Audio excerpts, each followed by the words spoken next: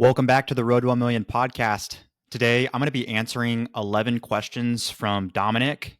He sent me a message request and I had a lot of really good questions that I think some of you guys will also have, or at least find interesting, at least from my perspective as a detailing business owner. So I'm going to go ahead and answer these questions today. I want you to keep in mind that I am not perfect and that this is what we're doing now. And a lot of these things will change. We probably do an okay job in some of these areas, and in other areas, we probably need a lot of work. So don't take this as the best example of what to do, rather just my experience and what we're doing and some of what we have learned over the years. First question from Dominic is, do you maintain a cash reserve? Yes. In the beginning, we paid ourselves very little to build up that cash reserve. In fact, I think one of the most important things for anyone out there, whether it's in your personal financial situation or in your business, is to have like an emergency fund, right? If you get laid off, if business slows down, I've got a fund of money to pull from to maintain my living expenses for the next several months. So, yes, we do have a cash reserves. And what I would recommend is try to get that up to 3 to 6 months of expenses for your business. Now, you might look at it a little bit carefully here because you may have some expenses for your business that aren't essential that you can kind of cut back. So really look at those like essential expenses. And I would say try to build up 3 to 6 months worth of those essential expenses. Obviously, when you're in the beginning and it's just you, it's easier to have this kind of fun. Whereas when you start having 5, 6, 7, 10, 12, 15 employees, it becomes a little bit more difficult to maintain that cash reserve level. Question number 2, how do you predict cash flow for the next 3 to 6 months? Well, with us being in this for 5 years now, I can use last year's reports to gauge relatively where we're going to be in the next 3 to 6 months. So pretty much every year, wintertime slows down, at least for detailing. I've heard from several of the guys in the podcast that do paint protection film that can kind of keep your sales steady through the wintertime. Tent falls down in the winter as well. You can just go look up Google search terms and trends for window tint, and you'll see that dips in the winter. So I can't speak for all of the categories, but I can speak to detailing because we've been doing that for almost 6 years now. And yeah, almost every year in the wintertime, starting around October, not so much September, but mainly October, November, you start to see a little bit of a slowdown. And then going into December, January, February, you start to see quite a bit of a slowdown, at least here in the Midwest. Again, I'm sure it's different depending on where you're at in the world and what kind of climate you guys have. But we get all 4 seasons here, so it starts to get pretty cold in December. And then January and February, there's definitely some months where it's well below freezing. So usually sales are somewhere between 60 and 80% of what they are in the summer months during those, 4 or 5 months out of the winter. It starts to slow down.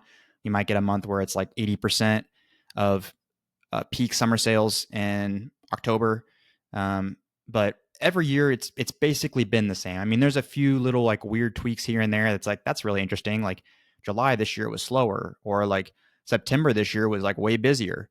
There's definitely a little bit of that, but for the most part, we just use last year's sales to reasonably predict what cash flows are probably going to be in the next 3 to 6 months. Unless, of course, you're doing something, really unusual, like spending more money on marketing, or you're offering a new service, then that might skew those sales trends, and you need to account for that whenever you're predicting cash flow. So it's definitely not easy trying to predict cash flow, especially when it comes to adding new services and changing things like marketing.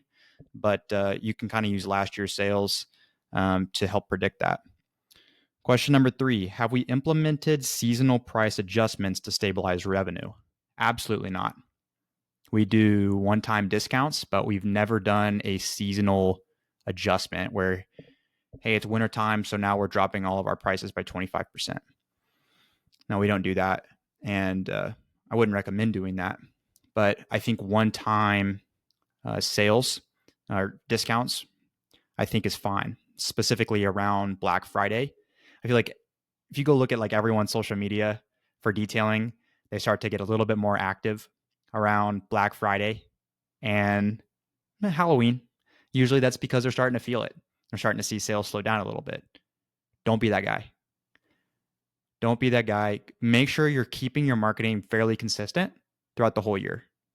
We've been that guy. I've been that guy for a long time. And this year, I was not going to be that guy. So I've been very, very consistent with posting. Doesn't matter if we're super busy or if we're starting to get slow.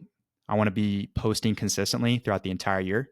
But we could start to have some seasonal sales going on for Black Friday, which is pretty typical. And I don't think that you're going to be getting customers addicted to any kind of like sales or discounts if it's just around those like main holidays. Christmas, Black Friday, gift cards have been great to kind of help supplement some of that loss of income in the wintertime around Christmas. But Valentine's Day, you can do something for whenever, if you've got snow and salt that the road trucks put out for preventing salt or ice buildup rather, then you can do like a salt removal decontamination, something like that. I think like some kind of sale or upgrade where they get an undercarriage wash, or some kind of special spray sealant in the wintertime to kind of help get you through the winter. I think that all those things are great. And so yes, send out more emails and text messages in the wintertime, but keep it up throughout the whole year. Don't just start sending out emails come around Halloween, November, and not having sent out anything for the whole year. Question number 4. Do you manage bookkeeping internally or outsource it? We outsource it. Our accountant is a legend, and we had been through 2 accountants before her, and they sucked. They were awful. And it makes me so grateful every single morning. I get up, I pray how grateful I am to have her because she's amazing. And finding a good accountant is really important. So just someone that can answer your questions, that gets back to you quickly. It's really important. So she does all of our taxes, all of our bookkeeping. She does a lot for us, and she's worth every dollar. I'd pay her double if she raised her prices tomorrow. I'd still pay her. So we do keep a internal log of it as well. And I have a fairly good, fairly in touch with what the sales are month to month and the average order value. And, I pull those every few months and looking at different trends, but she does do the main bookkeeping. Question 5, have we leveraged Section 179 deductions or bonus depreciation for equipment purchases? Yes. So Section 179 is, there's a lot of nuance in there, but for the most part, it's talking about accelerated depreciation. So if I were to purchase a vehicle for the business or some kind of piece of equipment for the business, then I can essentially take the entirety of that expense and write it off all in this year. Whereas the alternative to that is to depreciate it, take a percentage of that over the course of so many years. So we've done both. We've got the garage doors that we paid for. We did, I think, a 15-year depreciation on. Whereas we bought a mini split last year and we did one section 179 and just did an accelerated depreciation to lower our taxable income. So yes, we have used that. Keep in mind, especially when it comes to vehicles and all you mobile guys out there, be careful. Don't write off the entirety of a vehicle if you're using it for personal use. You can only write off the percentage of the vehicle that you are using for business use. So this was something that I didn't realize for a long time because of how many people aren't doing things legally. And they would just tell me that they're writing off vehicles that they're using 50% for personal use, and they're writing off the entirety of it. So be very careful because that's not legal. And definitely talk to your accountant on that. I'm no legal or tax expert, so don't take my advice, but do your own research and talk to an accountant, because if you just take what your friends or family are doing, it might not be the right thing to do. Going off of that, question number 6, How do you track expenses and retain documentation for audits? Well, we keep all of our receipts and lots of files online. And I send my accountant book our bank statements and our credit card statements at the end of every month. And I go through those line by line, and I look and see what needs to be organized where. And I tell her that. So that's usually like a once a month type of thing for me. But yeah, we maintain all of our receipts and lots of files. Question 7, how do you track chemical cost per vehicle, or do you have an average expense per vehicle? No, I don't. Should I? Probably so. And after you asked this question, I actually went and just kind of pulling some numbers. So I've got some numbers for you, but I look at it on the bigger picture, like what we're spending month to month, which is usually about $1,500 in supplies. That's towels, that's ceramic coatings, that's chemicals, brushes, scrub pads. There's a lot of stuff in there. But $1,500 a month is average for supplies. It's not just chemicals, though. When you break that down over all of our details, like for the first 6 months out of the year, we did 524, I think, total jobs. And when you break that down over all of our cost of supplies, it's going to come down to about $17.60 per job, which seems high. But when you think about coatings being lumped into that and paint corrections being lumped into that, as well as detailing, then I think it gives you a better idea of why it's that high. Because I think if it was, and this is what I need to go and look at now, is if it was just ceramic coatings, I think it would be, I know it would be a lot higher than that $17.60. But if it was just detailing, it'd be a lot lower. So detailing might be $4 or $5, whereas ceramic coatings might be closer to 70, 80, 100, even more than that. So I would like to see the difference, and I need to break that up. That's just something I haven't done yet. Question number 8. I noticed you set appointment slots for 7 a.m., 7:30, 8 a.m., and then 1 p.m. and 1:30. What's the reasoning? So we use Square for our appointment booking. And I don't know how it is on your Able or House Call Pro or Orbis X. I don't know how it is over there, but with Square, you kind of have to get creative. So we put a personal event in the lunchtime hour so that it splits our day up into 2 parts. So there's the 7 a.m. is the earliest someone could book, at least in the summer. In the wintertime, usually we started at 8. And then there's a 1 o'clock appointment time. Now, if someone calls in, I can book it for whenever, kind of depending on my schedule. But for people booking online, it's designed that way so that I don't have someone book a full detail at 9:30, 10, 10:30, because that just kind of skews my whole day. I can't get started until later, and then it stretches into the middle of the afternoon, and so it's hard for me to do a second job and finish on time, right? So I can get out and do whatever else I want to do for the day. So we split it up into 2 parts. And if it's a smaller job, if someone just books a pretty basic interior, that's not bad, then I just keep a running tab on that, and I can open up the lunch hour and get rid of that personal event. And that would allow me to then, someone then could book, like I say, someone books a small interior for 8 o'clock, and I can drop down the time that I think it's going to take to 2 hours. And then someone could book for 10:30. So I still have a little bit of travel time. And I may call the 10:30 and let them know hey, I got a job right before you. It's not bad. It shouldn't take long. I'll give you a heads up if it ends up being done earlier or a little bit later. But yeah, that's how we do it. And then, I can go in if someone calls, and I could book jobs, fill it in. If someone ends up booking smaller jobs, or if it's a really big job, I might block off the whole day, take off the afternoon time slot just to do 1 ceramic coating for the day. Sometimes people are also dropping the car off at the shop and leaving it for the day. And sometimes I'll even leave it for a week. And that's really nice, because then on those days when you might have a smaller job, you can just work on that job that's been sitting at the shop. So that's always really nice, but it's always a little bit of a game figuring it out. Where do we have room in our schedule?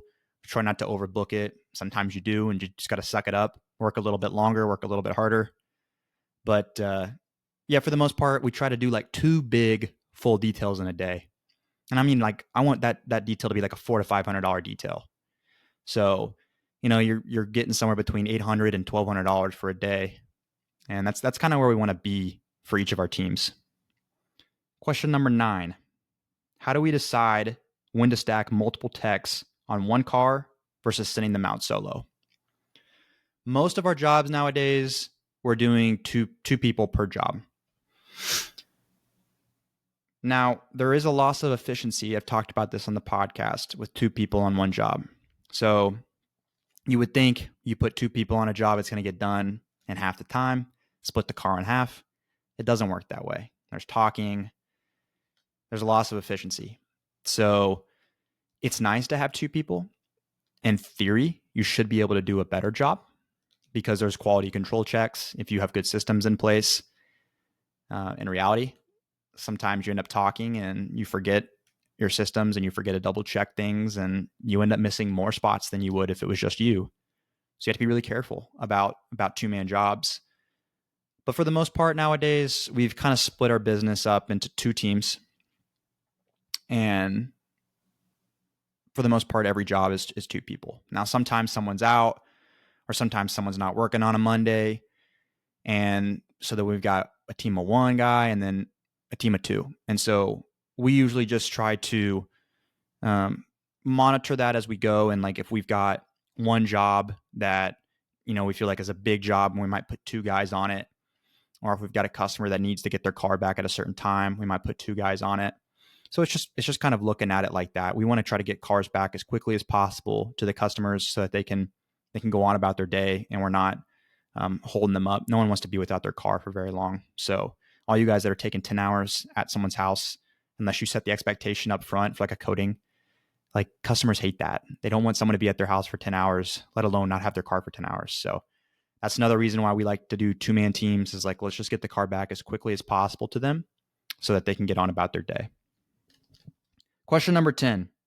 Do you have a standard morning routine, prep, and a end of day routine or like a wind down? Well, personally, yes, I do. I get up every morning, try to get up at like 5. Sometimes it's 4:30, sometimes it's 5:30. Sometime around 5, I get up, cold shower. I'm a big believer in just morning routine. I mean, it's significantly contributed to our business's success since I have been doing a good, solid morning routine. So all you business owners out there, definitely consider implementing something like that. So after cold shower, I do prayer and then I go do a workout. And after my workout, I have breakfast and coffee, and then I'm ready to go. And usually when we get into the shop, we turn the lights on. I want to try to get there before any customers are going to get there. We don't have a key job. If you guys have a key job, it might change things up a little bit. But I just try to kind of get things ready. I want the shop to be presentable. So anything that might have been left over from the night before, I'm going to get all that cleaned up. Make sure that I've got all my towels ready, brushes ready, whatever I need to get ready for the day. Fill my bucket up with water. Go ahead and fill up some soap in it. And then just review my appointment notes too. I want to see who's coming in today. I should have already looked at that the night before, but double check who's coming in and what personal notes do we make about them. So if this person's coming up and a brand new car and they mention to me they've got this scratch on the side of it and they want us to see if we can buff it out, like I want them to take note of that before they show up.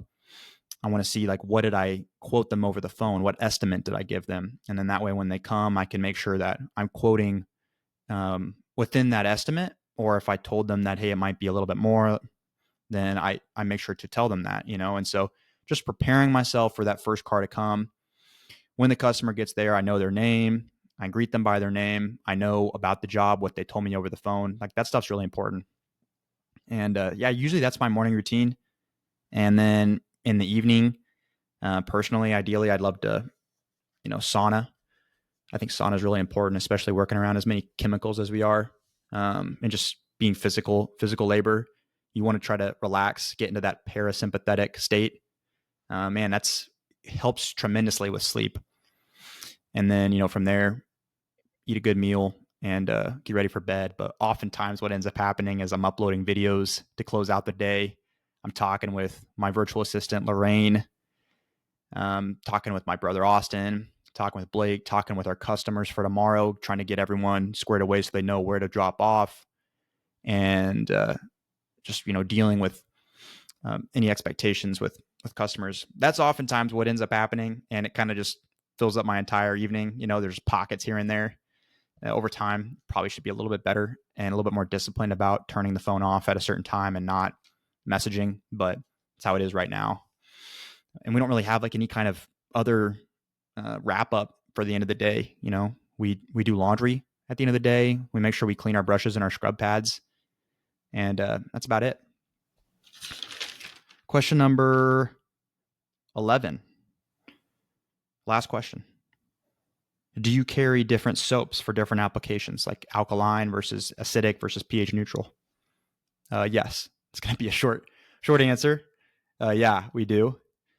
And yeah, like alkaline soaps, or we use Dark Fury to helps get off bugs and tar, and kind of like a good pre-rinse, pre-soak. Yeah, we definitely do that, and I'd recommend it. So I hope that was helpful. Everyone listening, Dominic, hope that was helpful for you guys. If you guys are interested in any other questions like this, I'm more than happy to answer them. Just send me a DM. You can send it to our Instagram, or send me an email, josh@belkmobiledetailing.com. Thanks everyone for listening. Again, I hope you guys enjoyed and found some kind of value in this. At some point, I'm going to have to start asking these questions to my guests, because I'm curious to know some of these other shops, what their answers are to these questions. So if you guys want to share your answers, I'd love to hear them. All right, guys, take care. Thanks again for listening.